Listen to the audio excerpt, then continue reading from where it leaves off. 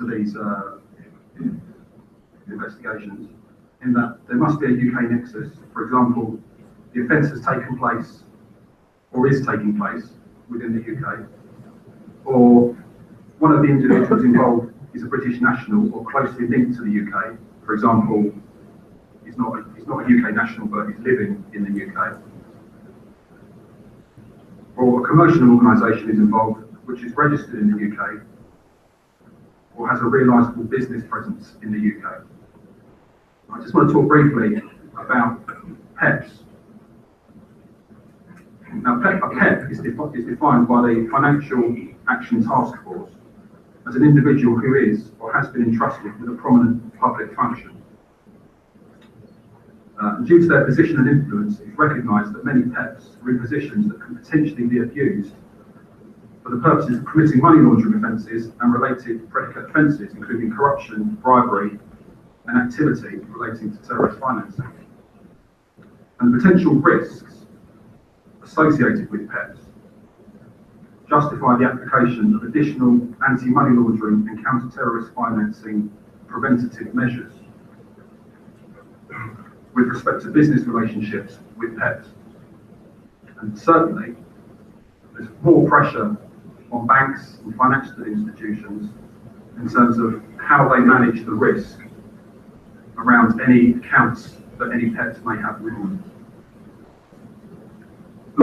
So the ICU's goal, effectively, is to trace and recover the proceeds of international corruption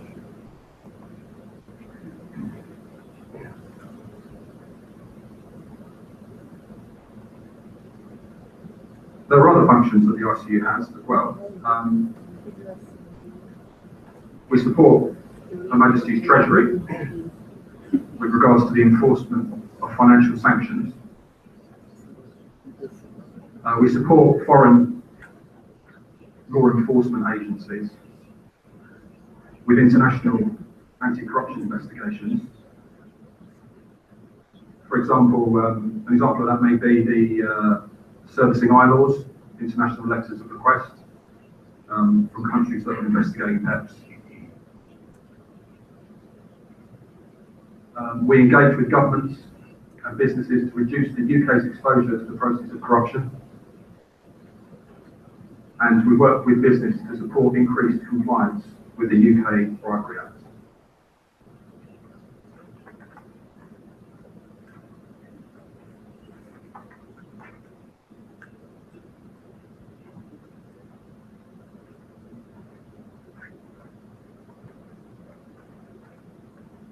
And what the ICU's done is to introduce an approach to evidence gathering,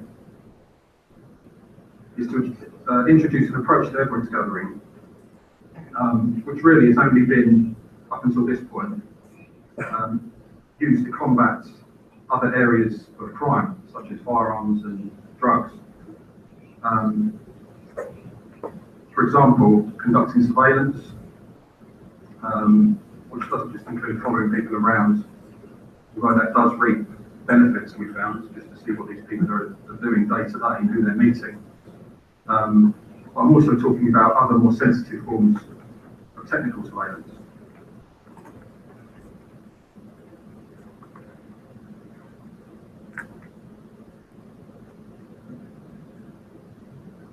The Bribery and Corruption Intelligence Unit, which sits alongside the ICU, who are effectively the intelligence development unit for the ICU, have been given the remit, as from 2015, to develop bribery leads in different priority countries.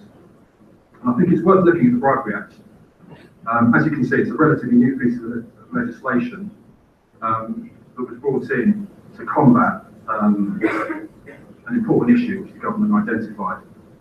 And it tidied up various pieces of legislation which are already in existence.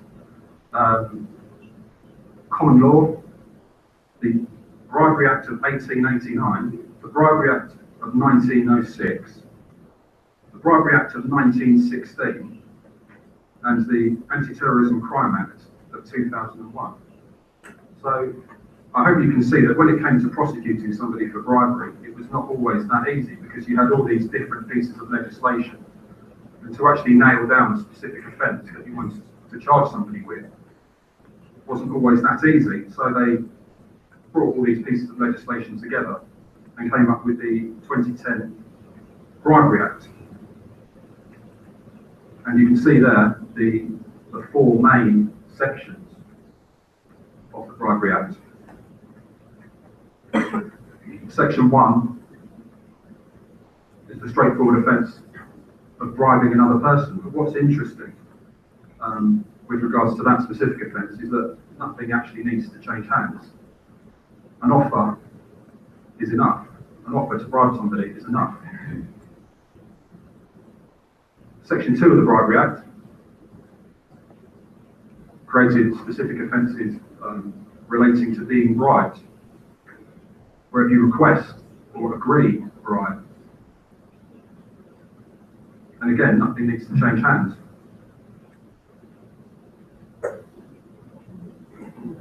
Section 6 was the bribery of a foreign public official, and Section 7 was is a failure of a commercial organisation to prevent bribery, and that's a corporate offence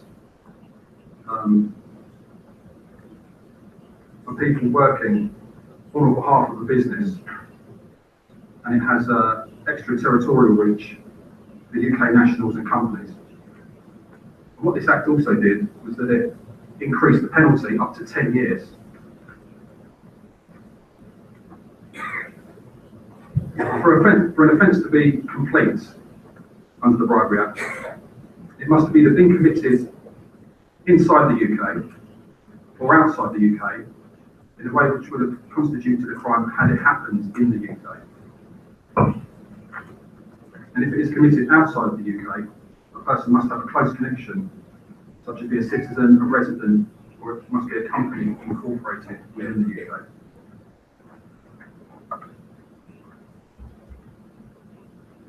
So where does the intelligence come from? Whistleblowers feature in the UK's anti-corruption plan, which states clearly that the UK needs to support those who help to identify and disrupt corruption.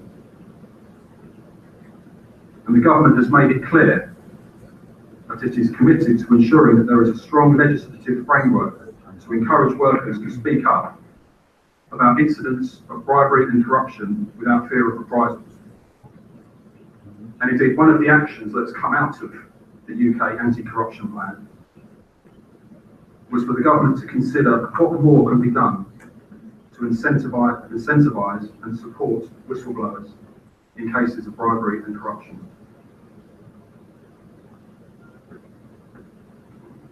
The next potential source of intelligence would be other UK government departments. We have some listed there, such as the Department of Transport, DEFRA, the Department for the Environment and Food and Rural Affairs.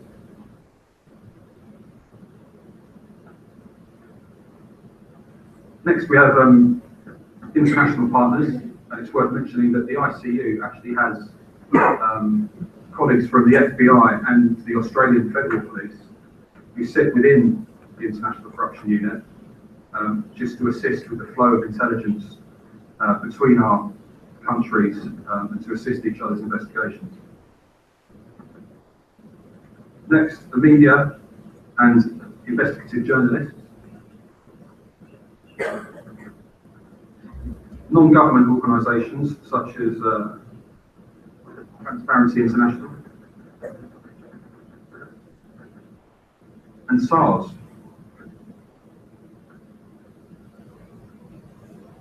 Now, all of the SARS that are submitted come into the UK FIU, the United Kingdom Financial Intelligence Unit, which actually sits within the NCA.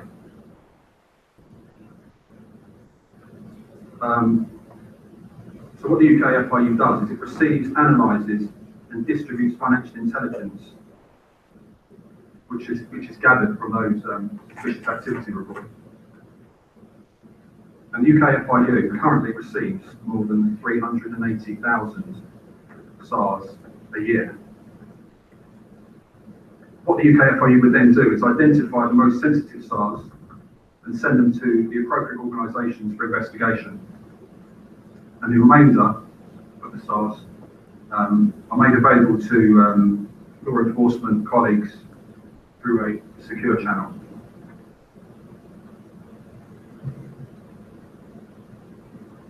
And finally, the last potential intelligence source would be the Financial Conduct Authority, or maybe another regulator. So, having received this intelligence, what happens to it? The first thing that happens is that the intelligence will go into the Bribery and Corruption Intelligence Unit. And it could go in via an email, it could go in into one of the members of the team via a personal relationship that they may have. It may come in via another investigator within the ICU, or it may come in via an NCA special, which is essentially a volunteer.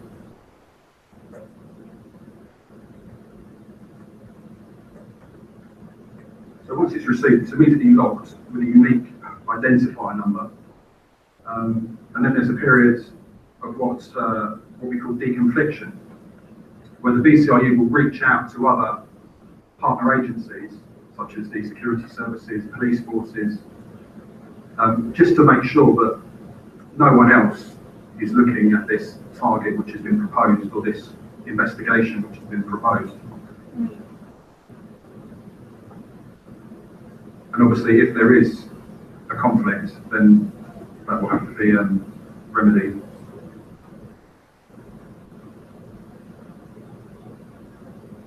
What then happens is that there is a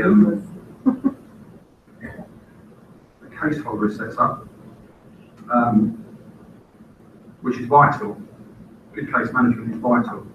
In that it ensures proper disclosure, which is a very important aspect should this case, or should the investigation progress to a prosecution. Next, we have intelligence checks, which are conducted within the BCIU. And these will be conducted within internal NCA systems. They will be conducted on open source systems, so systems which are readily accessible to the public, and on systems that belong to other law enforcement partners. A decision will then be made whether it's necessary to return back to that particular intelligence source in order to gain more information, should it be required.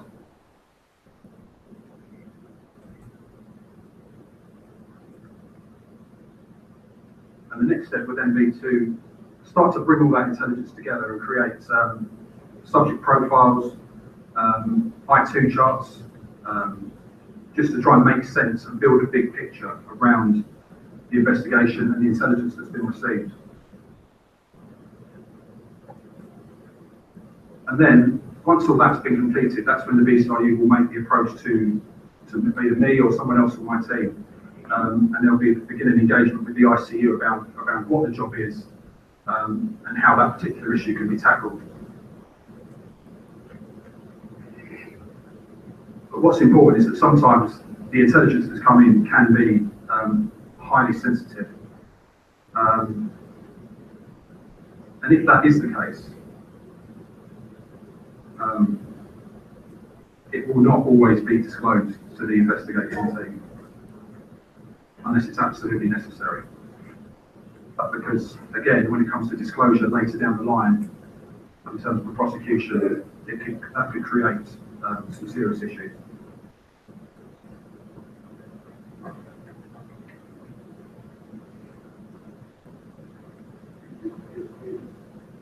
And finally, the next step would be that the intelligence is then broken out in something we call a 5 by 5 by 5, which is essentially how the intelligence is graded in terms of the how credible the intelligence source is and how sensitive that intelligence source is.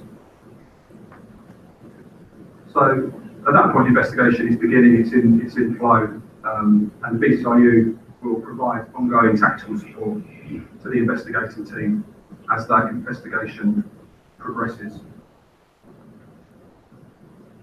So that's really an overview of where the UK and the NCA are at the moment in terms of its attempts to tackle bribery and corruption.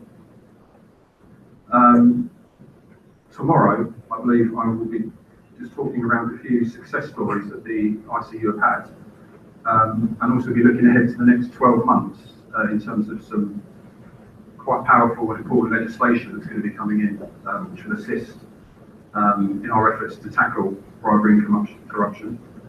But until then, thank you very much.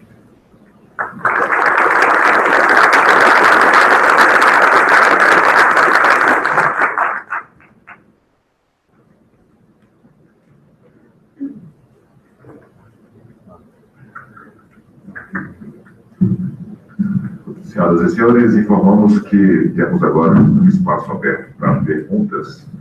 A Gabi, ali à minha direita, e o Antônio está aqui à esquerda, à minha esquerda. Quem quiser fazer pergunta, por gentileza, faça um sinal que eles levarão o microfone e as perguntas poderão ser feitas a qualquer um dos palestrantes.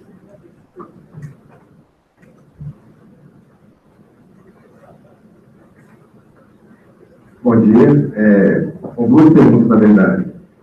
Em relação ao mapeamento do direito judicial, foi feito um recorte qualitativo, porque o recorte quantitativo é importante para a análise do fluxo de procedimentos, mas se a busca é a transparência e o controle social, o aspecto qualitativo na atuação dos órgãos de investigação e repressão é muito importante. Então, eu queria saber se foi feita essa análise qualitativa e como foi procedido.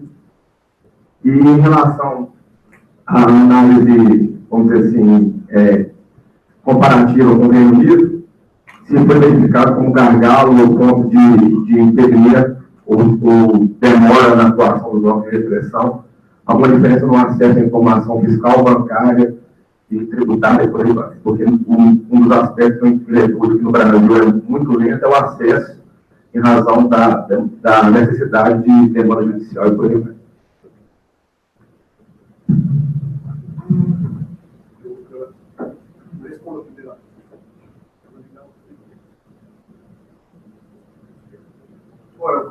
Posso responder global.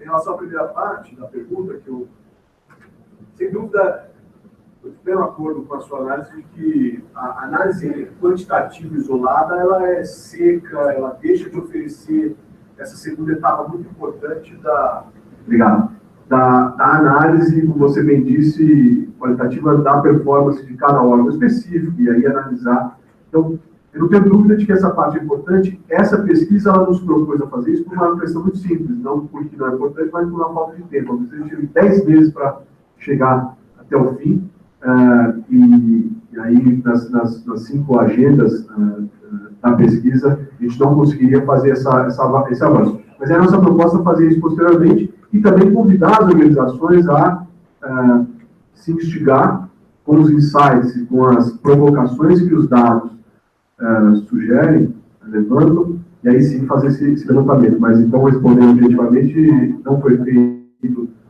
uma pesquisa qualitativa avançada ainda, pelo menos nessa parte dos dados do uso do Big Data.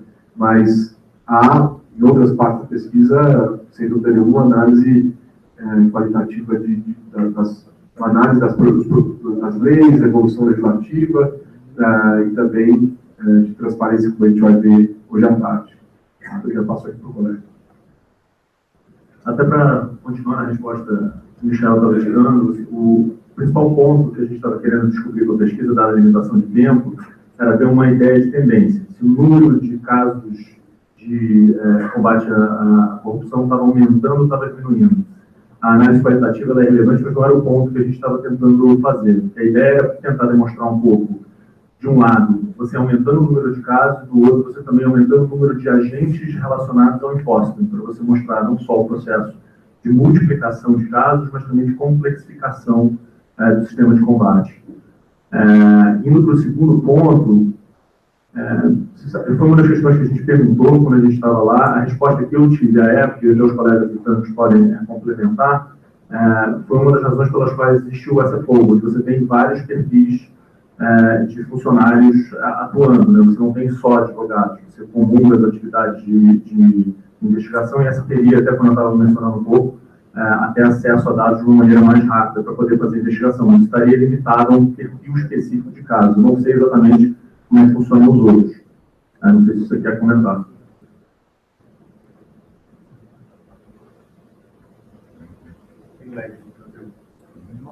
I'm going to dodge a bullet here because I'm just being shown a notice by my colleague Brian, who says that he's going to cover all aspects of that question in his presentation this afternoon.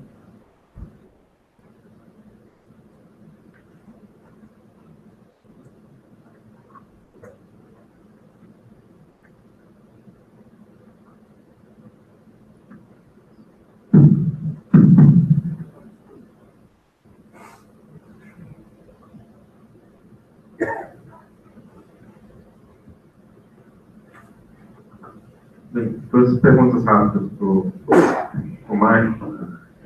Primeira é, você convida os órgãos a aprofundar a pesquisa, que seria uma investigação inicial, né? Você precisa que você dissesse onde está disponível para a gente pesquisar, porque eu, por exemplo, sou da STJ, da área de estatística, então a gente tem um maior interesse de pesquisar isso. E com relação à parte do Congresso, que você mostrou as proposições, que tem um pico ali na economia falando, Lava Jato, o Congresso seria reativo, se na opinião da FGD, que vocês estão pesquisando, se o ENCLA poderia ser um ponto de partida para ter uma estratégia mais proativa, digamos assim, de proposição legislativa, ou qual seria essa fonte, se não fosse o âmbito? Certo. Em relação aos dados, curioso, ele funciona quando... Ele funciona. Daqui a pouco ele vai funcionar, só deixar ele quieto. Em relação aos dados, a gente obteve esses dados do STJ através de convênio na instituição, e esses metadados são obtidos através, a gente depois faz no nosso processador, nos nossos computadores, essa leitura e estatística. O Judiciário começou a fazer isso com o Judiciário Unido, do TNJ, e tem algumas outras iniciativas, mas a gente tem essa parceria institucional entre STJ e FGV. Certamente esses dados a gente pode conversar posteriormente como usá-los. Mas, de qualquer maneira, o que eu também faço a provocação, mesmo sem ter os dados, base desses levantamentos, e há outros gráficos que não estão por limite de tempo nessa apresentação, mas que estarão no relatório final, vai ser publicado, está no fórum, vai ser publicado até o fim de semana, coisa da outra, e aí sim usar essas mesmas referências para tentar avançar outras análises que provem ou não alguns indicativos que a gente levantou. Mas podemos voltar a falar sobre outras formas de obter os dados. Sem dúvida, vai estar disponível no nosso site, e a gente vai tentar fazer uma divulgação com algum órgão de imprensa, tentar fazer uma difusão ampla dessa pesquisa, assim como a gente tem feito com conversas com agentes que podem, parlamentares, agentes do governo e Ministério Público, para aproveitar o resultado. Se propõe a ser uma pesquisa de impacto aplicado, pesquisa aplicada. E, como tal, só vai ter impacto se a gente conseguir que os órgãos, pessoas como você, se interessem pelos resultados. Então, a gente tem esse interesse. Em relação ao segundo ponto, ENCLA é, sem dúvida nenhuma, e acho que o Marcos pode complementar nesse ponto, mas sem dúvida nenhuma, hoje esse espaço que tem o maior potencial de se formar como esse integrador, esse articulador da agenda transversal de governo. Talvez exista a necessidade, como foi apresentado, de liderança, um processo de liderança política, de maior articulação desse próprio órgão. Pode ser ou pode ser outro. Mas se a gente compara o Reino Unido, a figura desse champion, né, o campeão da agenda de corrupção, da pessoa que se torna de alguma maneira accountable, responde politicamente por isso, claro que não responde pelos resultados. Imagina, a pessoa nomeada pelo governo talvez com notório conhecimento na agenda pública de combate à corrupção, ele não responderia pelo Ministério Público, pela CGU, mas ele responde pela articulação. Ele, de alguma maneira, ele é o sucesso da integração, talvez seja o sucesso da sua agenda enquanto, enfim, uma proposta. Acho que o Magazo pode complementar. Obrigado. Eu acredito muito na ENFLA. Eu acho que a ENFLA, ela ao longo dos anos, eu falo por ter sido parte dela durante algum tempo, ela construiu uma cultura de combate à corrupção e lavagem, e ela também reúne muita inteligência de uma formação de cultura de combate à corrupção. Assim, fazer um outro órgão agora acho que não faria muito sentido, acho que ia perder muito conhecimento. Acho que, pelo contrário, acho que tem que pensar em como a gente institucionaliza mais e como a ENFLA pode fazer momentos de discussão, porque acho que talvez grande parte do problema que a gente tem hoje em dia no Brasil é como construir uma cultura de combate, não só as ações. A gente tem, pela pesquisa, ficou bastante claro, a gente tem um baseline bom, a gente tem uma estrutura de governança sendo montada nessa direção, a gente ainda tem problemas fortes de transparência e resultados muito assimétricos quando você vai para os estados e municípios.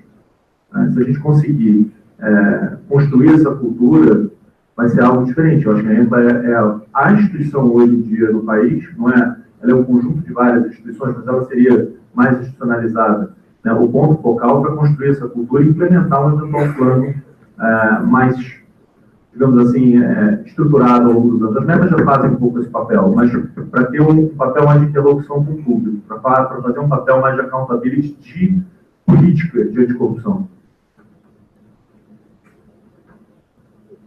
Mais alguma pergunta? Lá. Bom dia. Eu gostaria de fazer uma pergunta para a ministra Hilde. Na nossa experiência brasileira, a legislação brasileira não faz qualquer restrição às operações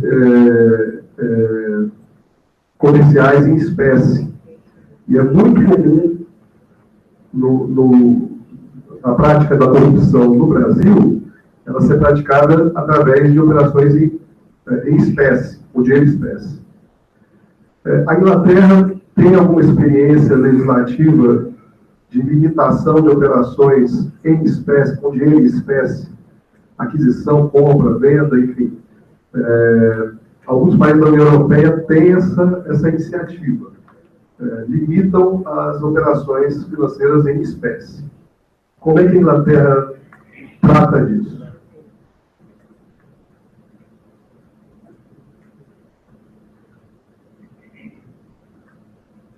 I'm going to defer again to my colleague Brian, who is the money laundering man. Good morning. I'm going to be covering a lot of this in my presentation, but in relation to restrictions of cash, yes, we do have some. We have extensive powers to seize cash, which is suspected of being criminal in nature. We don't have specific seizure around corruption, but in relation to money laundering, that will fall into a lot of what corruption generates and uses. We are bound by a lot of European Union legislation. And one of those aspects of European Union legislation is around transactions in cash, which we have adopted into our law, like every other member state of the European Union, for now. However, we are following the principles of the European Union, and we are going to remain firmly a member of Europol and work with our European colleagues. So whatever the politics of the United Kingdom leaving the European Union, we are committed to working with our European partners, as we are committed to working with our international partners such as Brazil. One of the aspects of the European legislation is that any transaction in cash over 15,000 euros has to be, you have to be registered as what we call a high value dealer. In the United Kingdom, that means that if you deal in cash over that amount on a regular basis, you fall into the regulated sector. and I will be covering more aspects of the regulated sector tomorrow. But with that comes due diligence and asking questions, keeping records, and ultimately making suspicious activity reports, which I will explain at more length later on today. But have I answered your question? Sim, thank you very much. Thank you.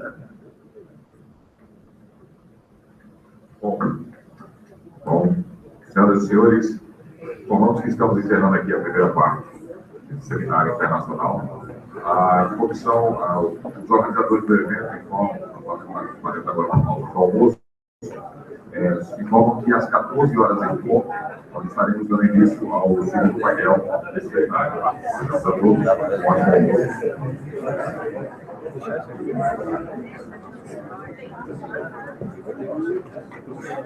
Se negar, vai entrar no Senado.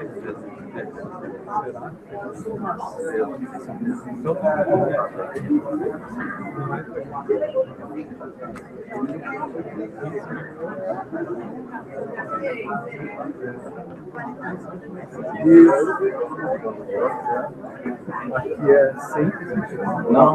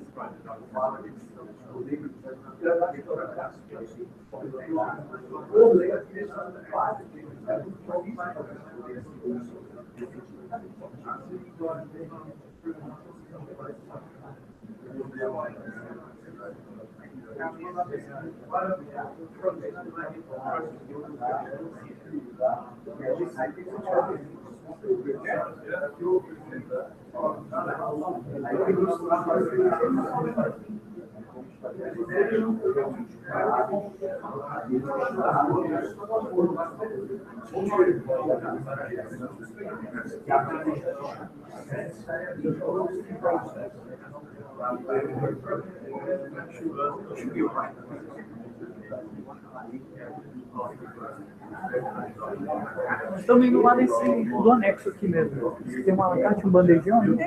É esse, você vai falar. É, eles não querem sair. A gente vai lá, pega alguma coisinha. E eles falaram que tinha que estar aqui de volta às 2. Isso não é uma época. Eu lá no pessoal. Então tá. Mas ó, vamos porque eu quero realmente colocar vocês nessa parte da missão. Tem uma galerinha aqui Tem da. um pouco seu erro? Então vamos fazer isso. De repente, se não for exatamente a sua área, você direciona isso.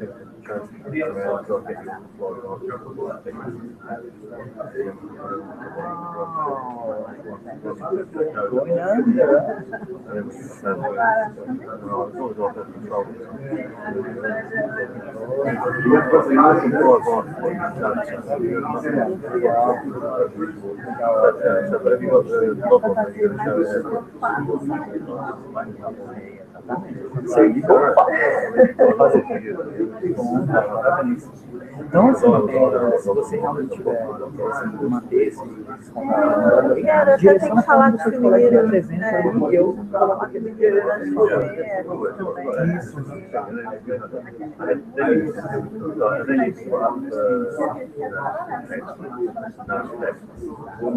Porque a gente quer se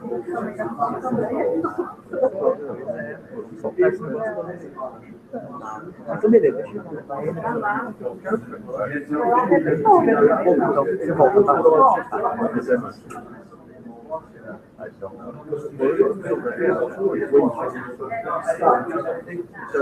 No, we need to make sure, that things Because the other thing, over there.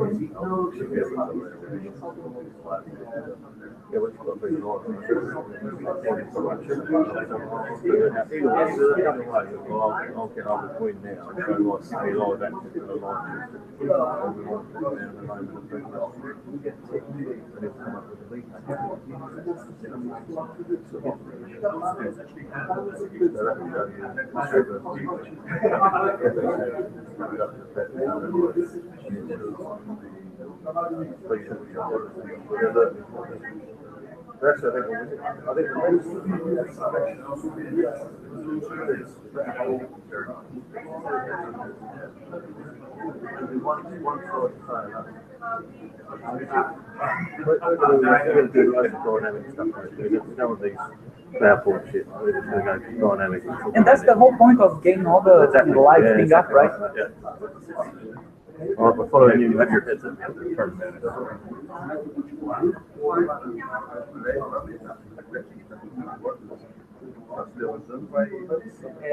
E principalmente porque, na verdade, isso não é fácil de aprender. Não é o fácil de aprender. Não, não mesmo.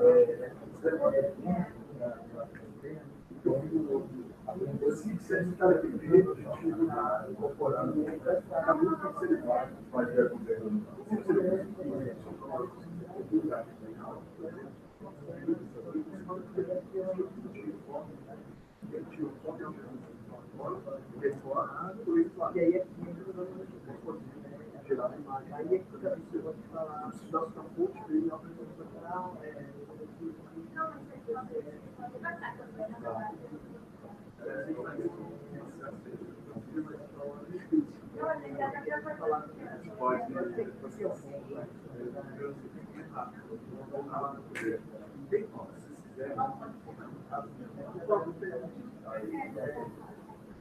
eu ia dar a dica que a opção não tinha.